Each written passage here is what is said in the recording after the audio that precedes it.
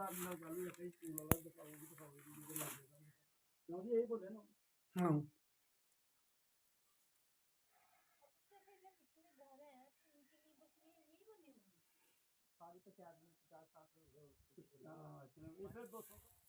अभी जब ऐसी सेलिंग होगी तो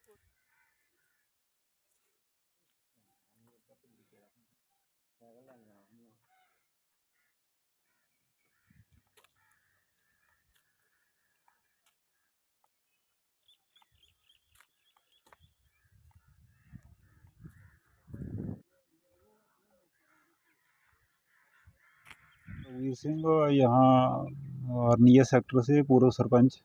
सरपंच साहब ये बताइए कि जिस तरह से बॉर्डर में इस समय बड़ी टेंशन है, हालांकि इस तरह का कोई अनाउंस नहीं हुआ, तो ये आप बॉर्डर पे रहते हैं, ये हमारे दर्शकों को बताइए ये कौन सा इलाका है और यहाँ पे किस तरह से अगर पाकिस्तान कुछ गड़बड़ करता है तो किस तरह की तैयारी है?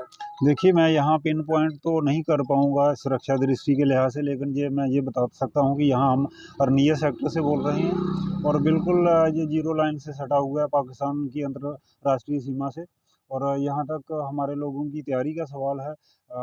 गेहूँ की फसल की कटाई का काम चल रहा है और मुझे लगता है कि 2-3 दिन में ये पूरी तरह वो फसल जो निपटा लेंगे और जो पशुओं के लिए जो चारा है उसका भी बंदोबस्त कर लेंगे। इस तरह से बीएसएफ का मतलब बॉर्डर आपके पास है, तो जाहिर सी बात है कि बीएसएफ के जो है कंपनी कमांडर हैं वो आपसे राब्ता करते हैं, उनके द्वारा किस तरह की इंस्ट्रक्शन दी गई? देखिए, यहाँ तक सुरक्षा दृष्टि से सवाल है। बीएसएफ के जो उच्च अधिकारी हैं, कंपनी कमांडर से भी बड़े ऊपर अधिकारी होते हैं। उनकी तरफ से हमें यही था कि पहले अपनी जो फसल है उसकी कटवाई करवा लीजिए। इसके अलावा कोई और स्पेशल एडवाइज़री जारी नहीं की गई है और ना ही हमारी जो लोकल एडमिनिस्ट्रेशन है उसकी तरफ से कोई ऐसी डायरेक्शन है कि भई आप कैसे तैयारी करिए। लेकिन यहाँ तक हमारे बॉर्डर के लोगों का ताल्लुक है, क्योंकि हम लोग लगातार पाकिस्तान की सीज़फायर वायलेशन का सामना करते आ रहे हैं और पूरी तरह हम लोग मैच्योर्ड हैं, परिपक्व हैं कि कैसे इन नापाक इसकी जो साजिश है उसका सामना करना है।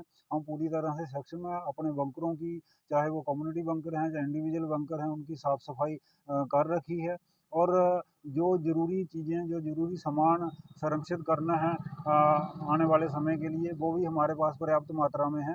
तो हमारे लोगों का जो मोराल है वो हाई है और हम अपनी फ़ौज के साथ, अपनी सीमा सुरक्षा बल के जवानों के साथ पूरी तरह कंधे से कंधा मिला के खड़े हैं और कोई घबराने वाली, कोई पैनिक होने वाली चिंता की बात नहीं है। सरपंच साहब एक सवाल और है कि जिस तरह से कहा जाता है कि 200 घर हैं, लेकिन बंकर बहुत कम है। ऐसी स्थिति में जब पैदा होती है, तो फिर उसको टैकल करने के लिए किस तरह से आप देखिए, मैं आपके नॉलेज में ये बता दूँ कि 2014 के बाद ही यहाँ पाकिस्तान की तरफ से पहले छोटा फायर होता था, लेकिन 2014 के बाद हैवी मोर्टार शेलिंग स्टार्ट हुई।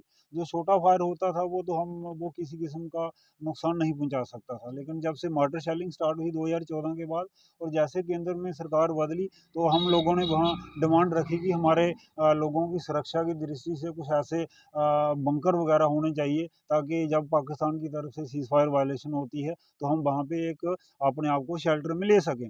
और उस समय ये प्रोविज़न रखा गया कि जिन लोगों की कच्चा हाउस है, पक्के घर नहीं, जिनके कच्चे घर थे 2014 में, उनको सरकार की तरफ से जो इंडिविजुअल बंकर देने का प्रावधान रखा गया और पूरे जो गाँव के लिए कम्युनिटी बंकर की एक जो सुविधा रखी है कि जो गाँव के सामूहिक तौर पे यहाँ लोग 10, 20, 50 लोग रह सकते हैं, उनके लिए कम्युनिटी बंकर का वो प्रोविज़न रखा और तब ये कम्युनिटी बंकर का भी निर्माण हुआ और ये इंडिविजुअल बंकर का भी निर्माण हुआ। वो जो था कि जो जिन लोगों के कच्चे घर हैं, अब हम जैसे लगातार पाकिस्तान की सीज़फायर वायलेशन का जो सामना कर रहे हैं, तो एक ज़रूर ये मन में आती है कि क्यों ना क्यों हर के लिए जो है वो इंडिविजुअल बंकर हो, ताकि ऐसे जब बॉर्डर पे हालात हों तो हम वहाँ पे शेल्टर ले सकें। जिस तरह से टेंट है, तो क्या आप एक औपचारिक तौर पर बंकरों की या कम्युनिटी बंकर जो है उनकी साफ सफाई का किस तरह से देखते हैं?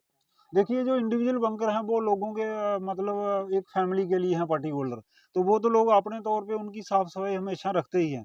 जो कम्युनिटी बंकर हैं वो एक कहते हैं कि सांझी चीज़ है, तो वो सरकार की तरफ से हम जो परमानेंट लोग हैं वो मिल-जुल के उनकी साफ-सफाई करवा लेते हैं जब ज़रूरत पड़ती है। तो इस सिलसिले में जो कम्युनिटी बंकर है उनकी सबकी साफ-सफाई करवा ली है। जो इंडिविजुअल बंकर हैं वो लोग अपने लेवल पे, क्योंकि उन्होंने खुद अपनी फैमिली में रहना है, तो वो तो अपने वो रूटीन मैटर में जैसे अपने घर की साफ-सफाई रखते हैं, उन इंडिविजुअल बंकर की भी सफाई लास्ट रखते हैं। क्वेश्चन, जिस तरह से टेंट की बात है तो जहाँ के बॉर्डर के लोगों का किस तरह का मोराल है? क्या वो कुछ डरे हुए हैं या नहीं किस तरह का है? जैसा मैंने पहले कहा कि हम लोग बॉर्डर क्षेत्र के रहने वाले हैं और हमारा जो मोराल है वो हमेशा हाई रहता है और हम अपनी फ़ौज के साथ, चाहे हमारे सीमा सुरक्षा बल के जवान हो या हमारी सेना हो, उनके साथ हमेशा कंधे से कंधा मिला के रहते हैं। जो उनकी कोई ज़रूरत हमारे लायक हो, वो हम पूर्ति करने के लिए तैयार रहते हैं और किसी किस्म का जो मोराल है हमारे, ना ही सिविलियन का डाउन है और ना ही हमारी सेना का डाउन है। कई बार क्या होता है, माइग्रेशन करनी पड़ती है जब भी गोलाबारी होती है, तो जी। किस तरह की दिक्कत रहती है फिर? देखिए, जब कहते हैं ईस्ट और west, home is the best. जो अपने घर में होता है माहौल वो वैसा बाहर तो नहीं मिलता है। लेकिन क्या है कि मजबूरी में करना पड़ता है। जब पाकिस्तान की तरफ से इस किस्म के हालात बनते हैं तो बॉर्डर पे सरकार की तरफ से एक पीछे जो सुरक्षित जगह है वहाँ पे एक माइग्रेशन कैंप जो है वो वहाँ उनका बंदोबस्त किया जाता है। खाने-पीने, रोटी का, रहने का बंदोबस्त होता है। लेकिन जैसा कि मैंने पहले कहा कि जो घर का माहौल है, घर में जैसा रहने का सिस्टम होता है बाहर तो नहीं होता, लेकिन मजबूरी में क्या करना है कि तब वो ऐसा कदम उठाना पड़ता है। थैंक यू हमारे सर। रास्ते से हम आगे आगे मैं उन सब वेट करते रहते रहे